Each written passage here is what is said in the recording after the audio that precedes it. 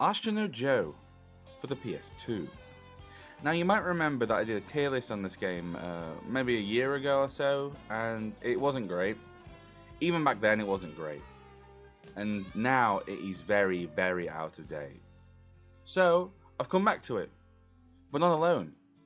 I've got the help of the man, the myth, the legend himself, Super Daora, or POI Ash.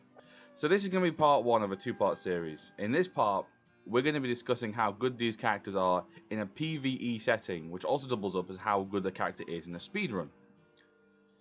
Part 2, we'll be discussing these characters in a PvP setting, which both me and Ash have tested. I'm your host, Mandasanj, and welcome to the Ashita Joe PS2 tier list Redux. There are 25 characters in this game, so buckle up as we tackle the man at the bottom of the list. In number 25, at the bottom of F tier, we have Goon. Oh Goon, why are you so bad? Yes indeed, Joe 1 is no longer the worst character in my opinion, and why is that? Well, I'm going to have to discuss some things about this game. If you may or may not know, there are 5 brawlers in this game, and they all have a unique moveset. They also have the unique ability of being able to dash, dodge, or block in a fighting game.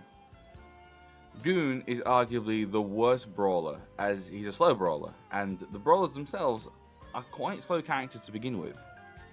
The brawlers do at least have one defensive move, which is a duck. A duck which is beaten by a simple body blow, which is something that the other 20 characters, the boxing characters, all have. The only good thing a brawler has is their kick, performed by pressing neutral circle or neutral X. It's a long-range poke, and Goon and the other big brawler, the Niche, have improved range, so that's something at least. Yes, Goon does have a super, and I mentioned that before, so you might think, oh, well, that's something. Supers are great, they cause an instant knockdown, and they have a super knockdown effect where it's harder for the opponent to get back up after being hit by a super. Awesome, but Goon has the slowest super startup animation in the game. Not very good. Goon's jab as well, the brawler jab, is a headbutt. It's a pretty cool move, but unfortunately for Goon, it is unbelievably slow and often leaves him punishable, often to a flash knockdown, which is a random knockdown which can occur when hit by a counter hit. This means Goon has no fast options, and in a speedrun, a character who has 0 fast options is pretty bad. There's very little you can do with Goon other than just pick another character. Joe 1. And here we have yet another horrible fighter. This character, such as many of his fellow low tiers, has the moveset of the brawler style. Coupled with his sluggish speed, poor damage, and short burst combos, he really just isn't winning fights easily. He also is the only character to have no supers, making him severely lack offense in all of his matchups. Joe 2. Unlike Joe 1, Joe 2 can perform a super. Unfortunately, it's quite a weak super. The damage is low, and I believe that Joe 2 super has the lowest super knockdown effect in the game. So it will not keep your opponents down at all. It can, but they have to be on unbelievably low health for it to possibly work. It's not very good.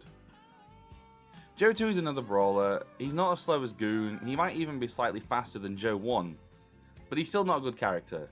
But he can function slightly better than his beige counterpart. Ultimately though, if you're going to run this game, don't pick him.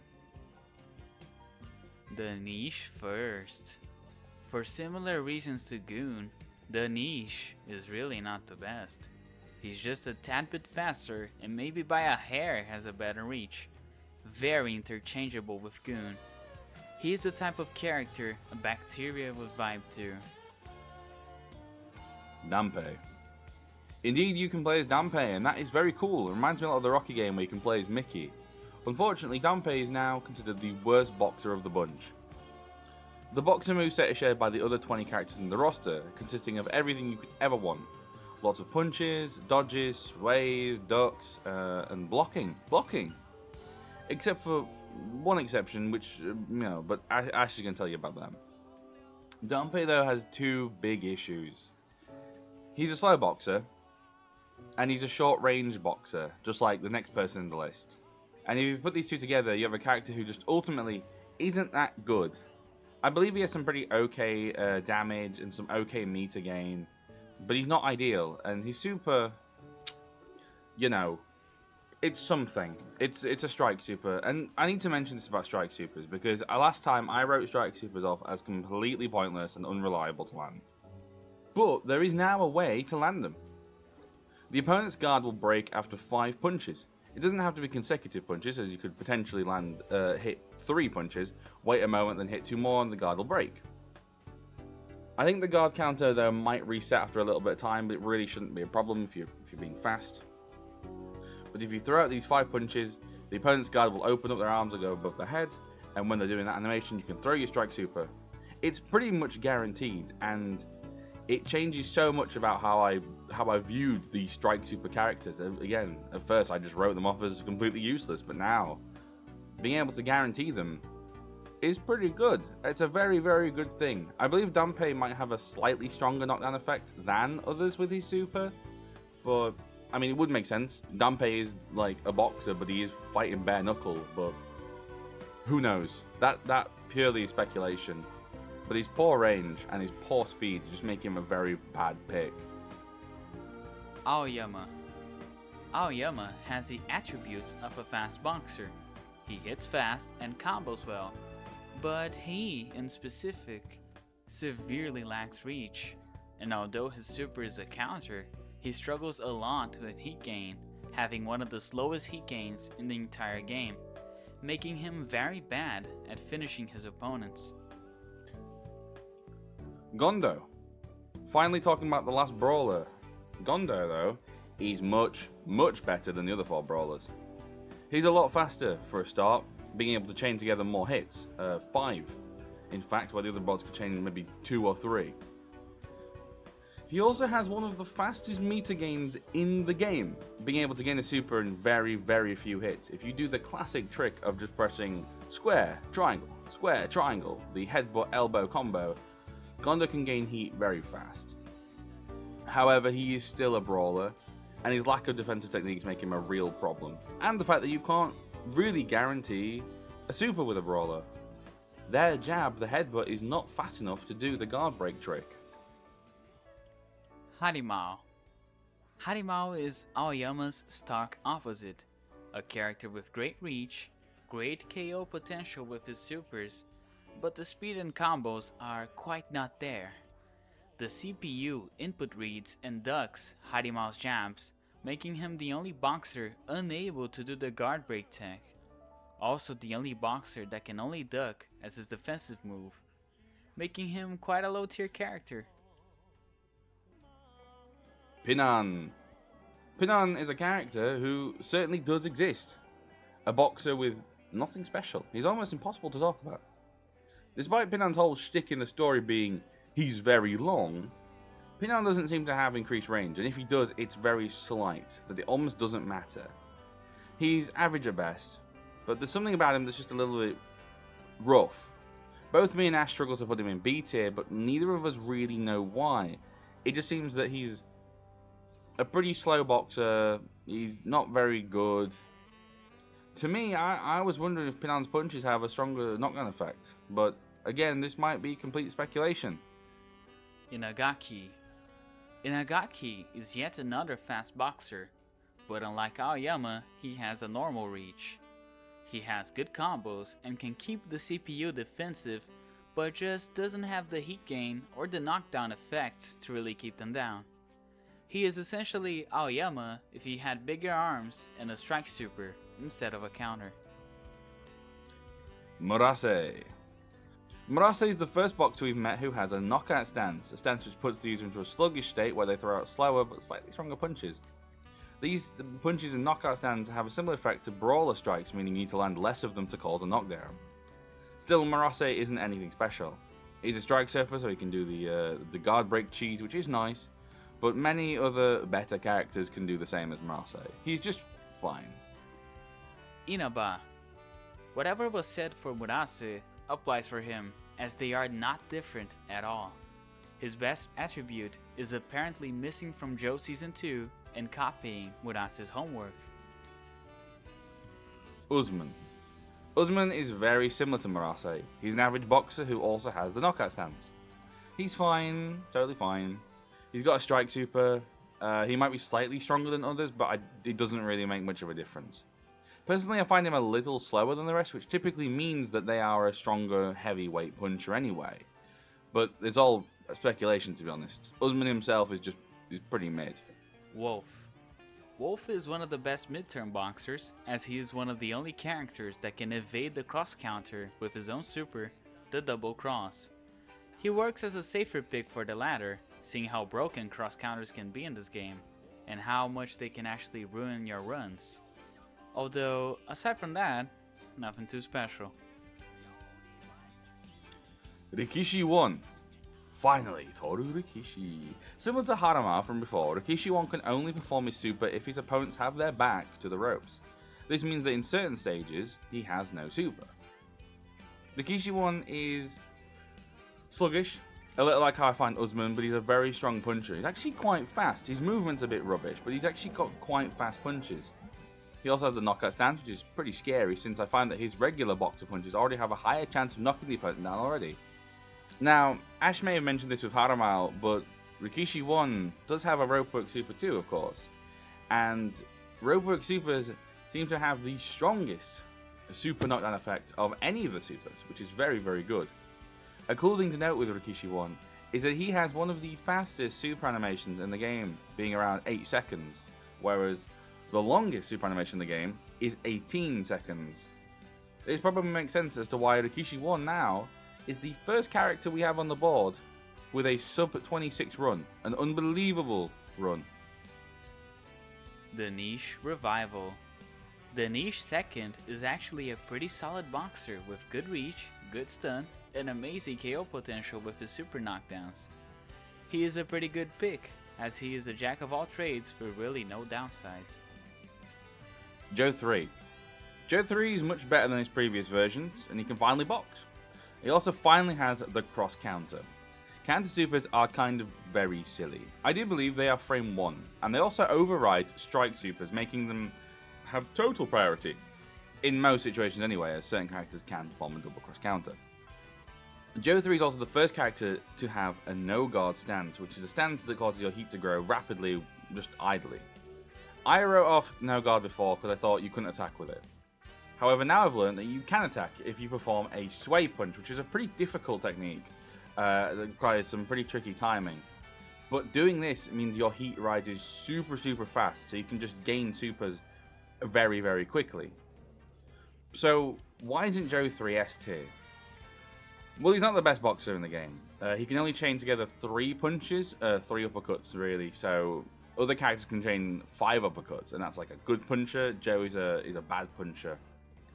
He's not the worst character, but he's not as good as the other 2 Joes are. Still, Joe 3 is a very, very strong character to play as.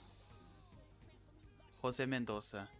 The King of Kings, Jose Mendoza is a fighter with good stun, but average overall stats.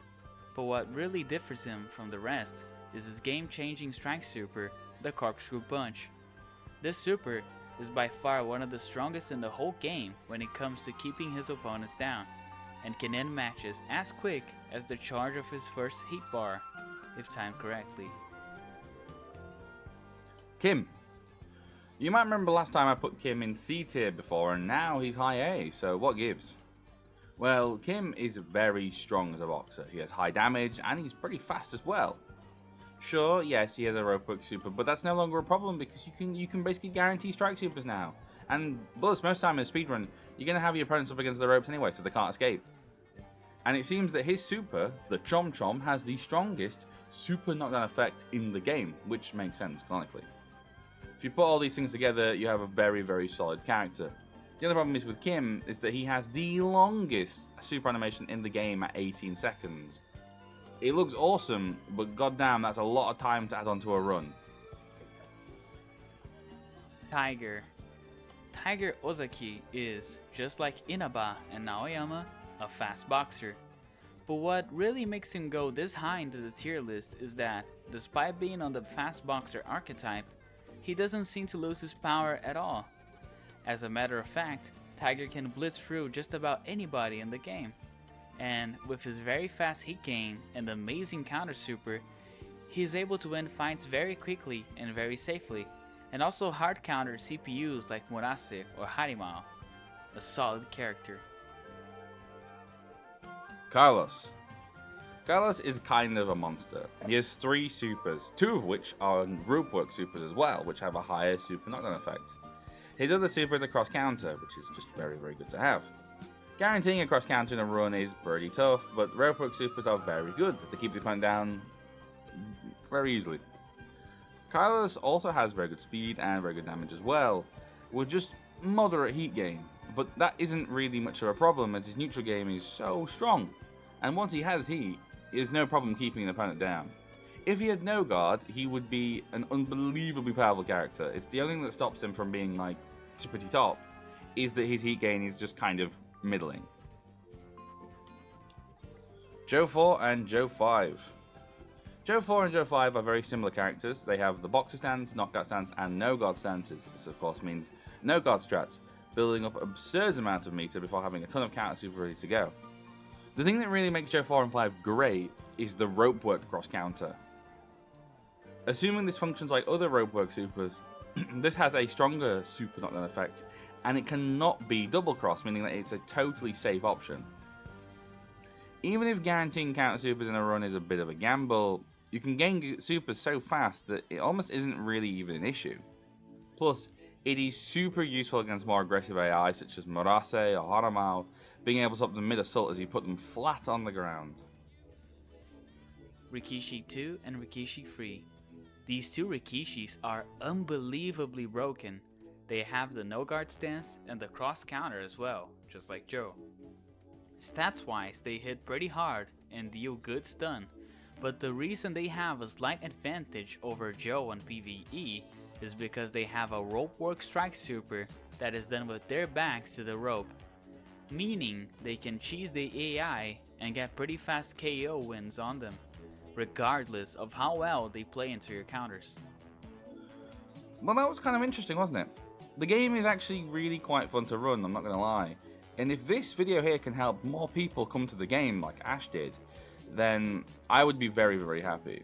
This list obviously is a very good thing to go off of, I believe. If you want to run the game, maybe start with one of the top characters to ease yourself into it. Now, if you don't get like a super amazing run, don't worry, don't beat yourself up about it. You just have to just put your name down, play as who you want really. There are categories on speedrun.com for every single character in the game, and that does include Goon and Joe 1, which both, well, Ash has done both Goon and Joe 1. I am yet to do a Joe 1 run currently because Joe 1 sucks. Joe 1 sucks. But regardless, please just have a go. Have a go trying to run this game. Ash is going to be making a series on like techniques and stuff about this game in the future. So just have fun. Have fun. And I've been your host, Mandasanj. And my co-host, POI Ash. And we'll see you guys next time.